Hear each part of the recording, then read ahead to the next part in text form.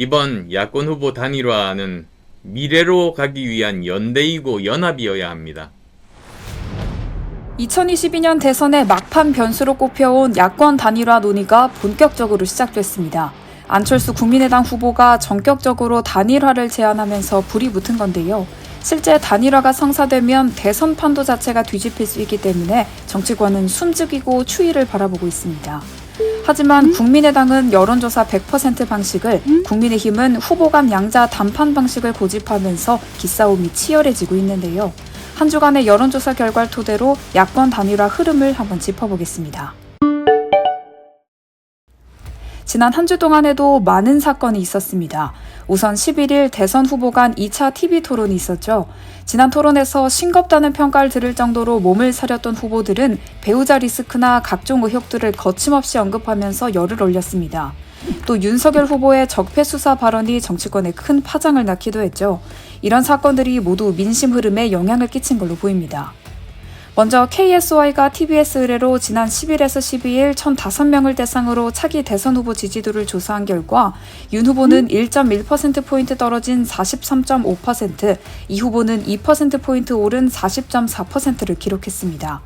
격차는 6.2%포인트에서 3.1%포인트로 줄어들었습니다.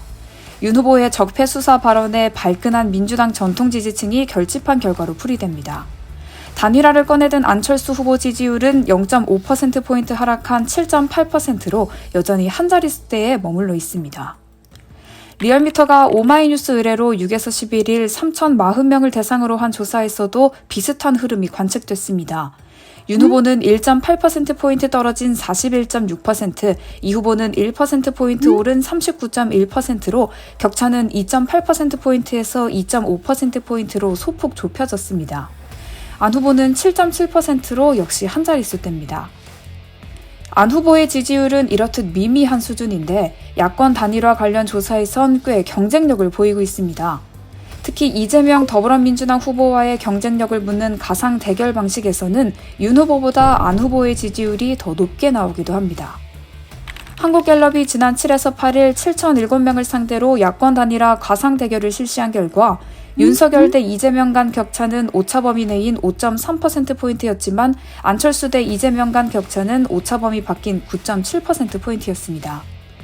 칸타코리아가 조선일보 TV조선 의뢰로 지난 4에서 5일 1,006명을 상대로 실시한 조사에서도 윤석열 대 이재명의 격차는 12.1%였지만 안철수 대 이재명의 격차는 19.9%로 훨씬 높았습니다.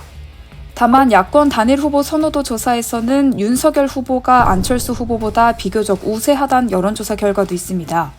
칸타코리아가 서울경제 의뢰로 8에서 9일 1,008명을 상대로 조사한 결과 윤 후보가 43.0%로 37.1%의 안 후보를 눌렀습니다.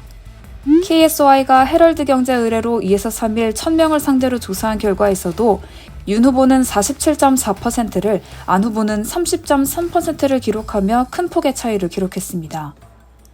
이렇듯 조사 문항을 어떻게 짜느냐에 따라 결과가 다르게 나타나는 상황입니다. 그래서 여론조사 방식의 단일화를 한다고 하면 당장 조사 문항을 두고 격렬한 싸움이 벌어질 수도 있습니다. 국민의당은 지난 서울시장 보궐선거 때 이미 쓰였던 방식을 그대로 다시 하자는 구상인데, 국민의힘은 윤석열 후보의 지지율이 압도적으로 높은 만큼 굳이 긁어부스럼을 만들 필요가 없다는 입장입니다.